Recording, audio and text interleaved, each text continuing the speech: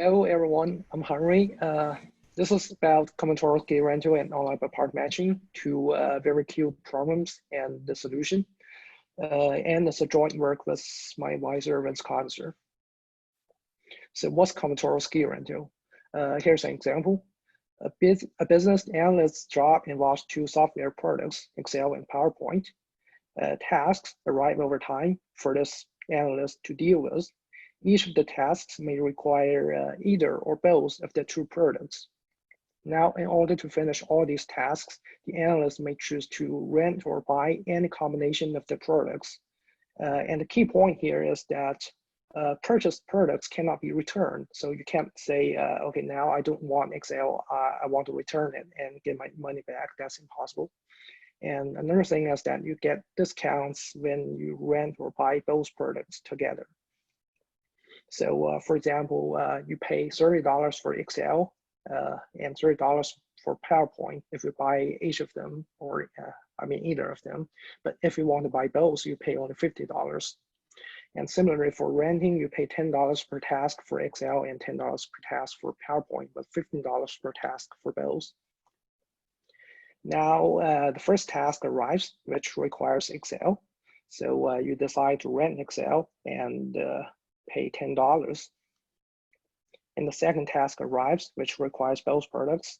So you again decide to rent them. You rent both and you pay $15. So the cost so far is $25. The third task arrives, which requires Excel. At this point, the analyst feels that Excel has been demanded frequently enough, so he decides to buy Excel. The price is $30 and the cost so far is $55. And the fourth task arrives, which requires both products. The analyst now owns Excel, so he decides to rent PowerPoint. The price is $10, so now the cost is $65. And the fifth task arrives, which requires both. Now, PowerPoint has been demanded frequently enough, so the analyst finally decides to buy PowerPoint. But the cost he pays is $20 because he's upgrading from Excel to both Excel and PowerPoint, and the marginal cost is 50 minus 30, which is 20. And the cost so far is $85. At this point, the analyst already owns both products, so he doesn't need to buy or rent any product for future tasks. So the future cost is just zero. To summarize, in combinatorial scale rental, tasks are online, which means the analyst cannot see future tasks if there are any. The goal is to rent or buy products to minimize the total cost, where the benchmark is the minimum cost from hindsight. For example, if the analyst knew the future tasks yet to arrive, he could choose to buy both Excel and PowerPoint from the very beginning, paying only $50, but that's impossible in this model. So for those who are familiar, this is a generalization of the classical scale rental problem introduced like 30 years ago. But in that problem, there's only one item, whereas in combinatorial scale rental, we have n products available for purchasing or renting. The algorithm needs to choose a set S sub t, which is the set of purchased items at time t. So we have two cost functions. F of S is the cost of purchasing S. G sub t of S is the cost of renting S at time t. The objective, as we just seen, is to minimize the cost of buying the final set of products, plus the cumulated cost of renting the other products that we don't own at time t. And again, purchases are irrevocable, which means the set of purchased items has to grow monotonically. And G sub t, the cost of renting, arrives online. So the set of purchased items can only depend on the cost of purchasing and past cost of renting. So that's it for combinatorial scale rental. How does it relate to combinatorial online by part matching?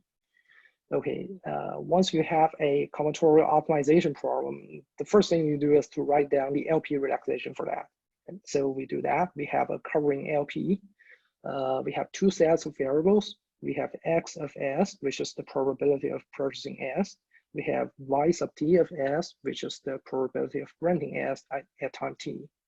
So the goal is to minimize the expected total cost of buying and renting, such that for every item I, every time t, item I is either rented or or purchased in expectation. And you have an LP. The next thing you do is to take the dual.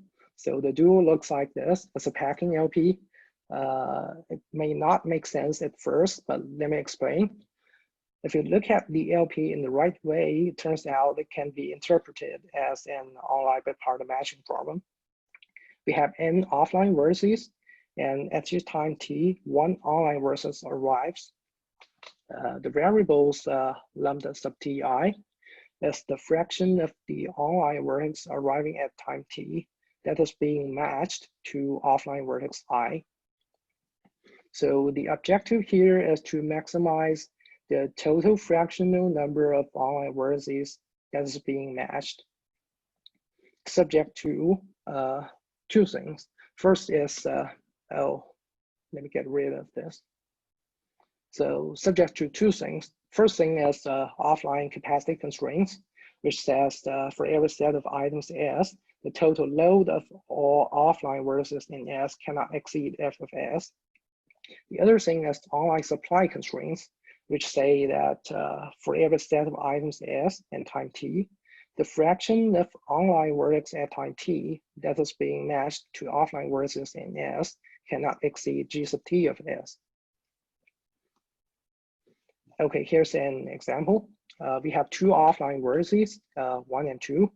The capacity of 1 is 1.5, capacity of 2 is 2, but the total capacity is 3, which is smaller than 1.5 plus 2. At time 1, the first online vertex arrives. The supply g sub 1 of 1 for offline vertex 1 is 0.6. The supply for 2 is 0.7. But the total supply again is smaller than the sum of 0.6 and 0.7, that's 1. So one thing we can do here is to match 0.5 of this vertex to offline vertex 1 and 0.5 to offline vertex 2.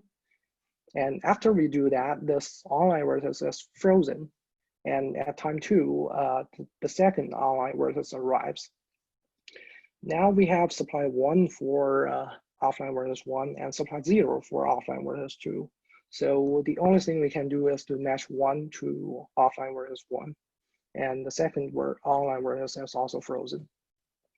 Now the third online vertex arrives. The supplies are 0.5 and 0.5. But at this point, we see that the offline vertex 1 is already saturated. Its total load is exactly the capacity, so we cannot match to offline versus 1 anymore. The best we can do is to match 0.5 to offline versus 2 because that's the supply. And we do that, and the third vertex is frozen. And at time 4, another online vertex arrives, which has supply 1 for 1, supply 1 for 2, and total supply 1 for both. We would like to match 1 to offline vertex 1. Sorry, I mean offline vertex 2, because the capacity of 2 is 2, and the total load at this point is just 1. So it seems plausible. But the thing is, the total load of 1 and 2 is already 2.5, and the total capacity is 3. We cannot exceed that. So we saturate the total capacity and match 0.5 to offline vertex 2. And we are done because we have saturated the total capacity of both vertices, so we can't match any future vertex. So it turns out this problem has many applications. One example is online ad assignment. Let's imagine the offline vertices are keywords and the online vertices are users.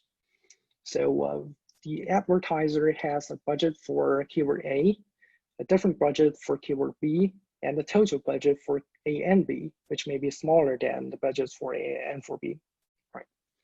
And at each time a user arrives, he sees a page, right? On this page, there's some space for as associated with A, and some other space for as associated with B, and the total space that's available on this page. So upon the user's arrival, we must show some as to this user, and we must satisfy the capacity and supply constraints.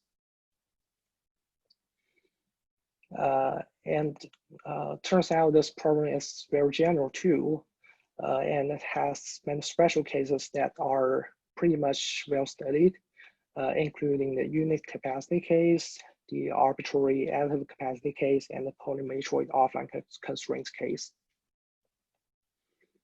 Now we come to our results. Our results are twofold. On the positive side, we give optimal 1-1/E compatible algorithms against the offline optimum for combinatorial skew rental and combinatorial online bipartite matching, when both F and G sub T can be modular. And on the negative side, we show that there's no constant factor algorithm when any part of our assumptions is relaxed. So in verse, we show how to do the best we can do. Okay, so far we have seen the problems and the results. Next, I want to give a very quick sketch of the algorithm. So if you are watching the video, feel free to pause, feel free to check the paper if you want to know more. Okay, so the plan is to apply online primal dual analysis, which gives algorithms for the primal and dual problems simultaneously. The idea is to update the primal and dual variables over time, such that one, all constraints are satisfied at all times, and two, the ratio between the primal and dual objectives is bounded by a constant. So if you have these two conditions, weak duality gives you the competitive ratio. Right. So we look at the LPs. The first thing we see is that there are too many variables. So we need to simplify that first. The solution is to consider the Lavash extension. So the key observation here is that in the constraints, only the marginal probabilities on items matter. So we can reparameterize the LP formulation by the marginal probabilities and consider the convex envelope of F and G sub T, which happen to be the Lavash extensions. And we rewrite the primal formulation. We have only n variables now, which are between 0 and 1, and things are without loss of generality. So we proceed. We see a new problem, which is global objective and constraints that involve summation over time. Turns out these are much harder to deal with than local components of the problem. So the solution we have is to reduce the global components to the local ones. So we show this key lemma, which says under certain conditions, local constraints satisfied imply global constraints satisfied and a small ratio between the primal and dual objectives. So now the problem boils down to a local task, which is setting lambda t, the dual variables, which determine xt, the primal variables, to satisfy these certain conditions at each time t. So the problem is relatively easy when the primal variables are all different, but it's highly non-trivial and combinatorial otherwise.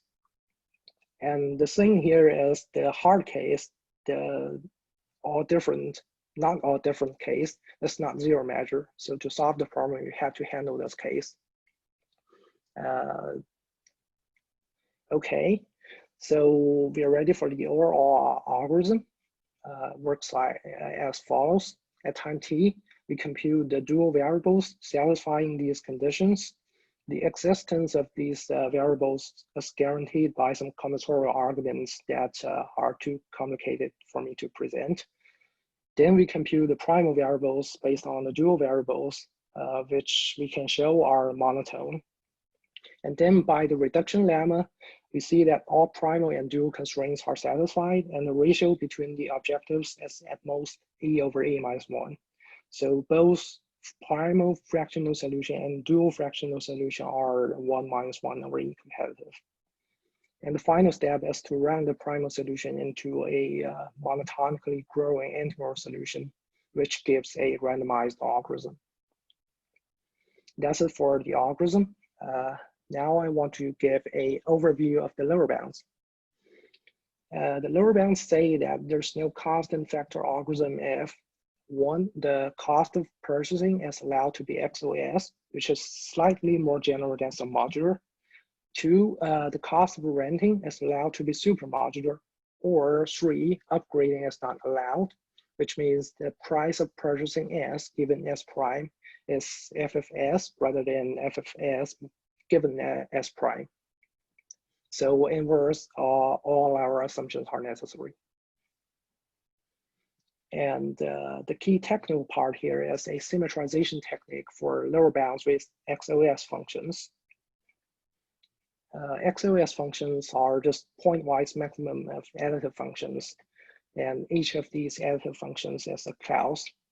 To show lower bounds, we first construct an idealized hard distribution, assuming we can hide future clauses of F, which is, of course, impossible in our model because F is revealed in the very beginning. But the second step is to remove this assumption by preparing all future clauses with costs on different dummy items. So we copy each item into a lot of copies and distribute these copies into different possible clauses. And the final step is to choose the dummy items to be demanded. So the only actual realization of future clause matters. And that's it for the lower bound. Okay, so for future directions, we can consider computationally efficient implementation of the algorithm, or the integral version of the combinatorial online bipartite matching problem.